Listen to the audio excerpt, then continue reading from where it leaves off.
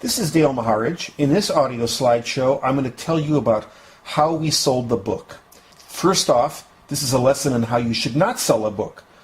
We had no agent, we had no New York contacts. We were two guys in Sacramento, California, a long way from New York City. I started at the top with big publishers and worked backwards.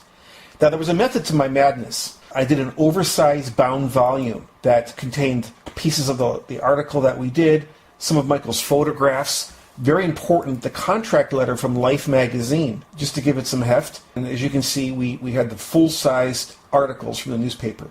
We figured it'd be so big they just couldn't throw it in a corner. And this proved to be very wise. It was only a 3-page letter. In those days, there wasn't personal computers. In the newsroom, we had the mainframe computer, but we couldn't print out decent letters on it. So I had to write my queries on an IBM Selectric typewriter, each one individually. So it was only 3 pages, which is laughable today. Book proposals are 70 or 80 pages. To my lead it's like the Great Depression. People are riding the rails again. It's basically the law of the jungle. It's the 1930s all over again in many ways. Some things don't change. Note the date, January 5th, 1983. I don't think I actually sent it until the 6th. On the 11th, just 5 or 6 days later, Jim Fitzgerald. I had a message when I came into the newsroom. We didn't have phone mail in those days. Our secretary took phone messages for us. Didn't know who it was. I called back, found it was Dial Press. And this is some of my notes from Jim, the editor. There's nothing on the market like it, he said. It really caught my eye. But there was no guarantee. The board was meeting the following Friday, and he wasn't sure if they were going to be able to buy. Later, I get these other rejections. This one from Viking Press. Another book was under contract on hobos, but it was on pretty much the old hobos, I learned. This turns out it was Ted Conover's book, Rolling Nowhere. Another one from Holt, Reinhardt, and Winston, which pretty much blew me off initially, I thought. Said we haven't done a book before, although our articles are good. The project's different and it requires more skill. And later he wrote, well, maybe different skills than doing a book.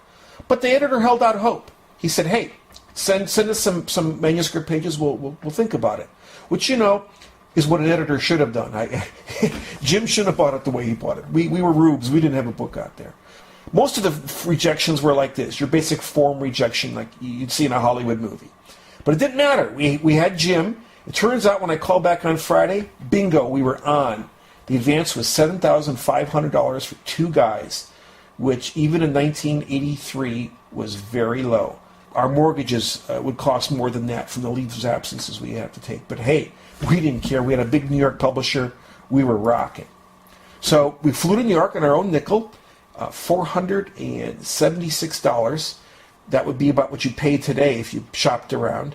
And we were closer to Mad Men times than we were to today. They still smoked on airplanes, of course. No smoking, although you still smoked because the cabin, you know how it was if you're old enough to remember that. Landed in New York City, took the JFK Express, the old JFK Express, really the A train, into the city, had an insane time. The Textual blog has a whole wild, crazy story about that night. Drunken debauchery. One of us ended up with a salmon on his head. It wasn't me. Check the printed blog out or the Facebook page for that, for more detail on all of this stuff. We sold an idea. Now we had to produce, so we had to hit the road again. Just about 6 days before we left for Youngstown, Richard D. Schmidt took us into the Western Pacific Rail Yard in Sacramento. Just walked around the yard. Dick, in his humor, found this abandoned boxcar. There's Michael. This is another picture taken by Owen Brewer. There he is, go airborne again. I had to ask for leave without pay.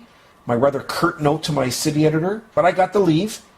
And this is, we're heading for we're in the airport, Sacramento Metropolitan Airport, going to Ohio to start the book. That's Michael's wife Brenda and Richard Schmidt's wife. I didn't have a woman in my life at that point. I was a real single kind of guy. Michael would be too soon, but that's another story to come up. So we landed in Ohio. My parents still lived in Cleveland. Ended up within a day, I believe, we bought this car. It's a real tuna boat, Michael said, and I said, no, it's Das Boot, after the film that was in the movie theaters just a year or two before, that German submarine movie. So Das Boot it became. Michael and I were both co-owners. We owned this beast. Michael and I saved all sorts of stuff. This is the owner's manual, which I still have. Big old 8-cylinder Detroit beast. You know, it was a little rusted, a little crazy looking, but man, that was a honey of a car. Now, this is a crazy thing. This car was so important in our lives, there's only 2 complete pictures of it. Don't ask me what we were thinking. You're going to see this picture a couple more times because there's only a couple images of Das Boot in existence. At night, actually, Michael was watching television and there was a job line in Fremont, Ohio. Several thousand people had shown up for like 200 jobs. Another few thousand were showing up that night. So we drove there in the middle of the night. This is the next morning. The sheriff's deputies tried to move the line. People panicked and ran, desperate for a job. One guy told me my chance of getting a job is like spitting into an empty swimming pool trying to fill it up, but it's a chance. Anyway, we were at the Plain Dealer just a day before I went to the Youngstown, and Mary Strassmeyer wrote a little blurb about us. Dale Maharidge, the hometown boy, returns home and is going to head out and do a book with his buddy Michael Williamson. We're 26 and 25.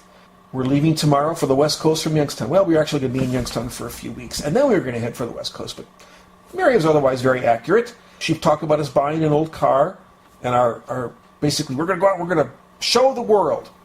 But, man, we drive to Youngstown that night. It was snowing hard. Snow was coming at the windshield. We didn't speak. We didn't talk. We were scared out of our minds. All this bravado talk, and now here it was. We were going into action. We got a $10 a night hotel room. There was no toilet seat, and I took this picture of Michael. His face says exactly how we feel. What the hell are we doing? You know, now it's put up or shut up. All that talk. Now we wondered if we could pull it off.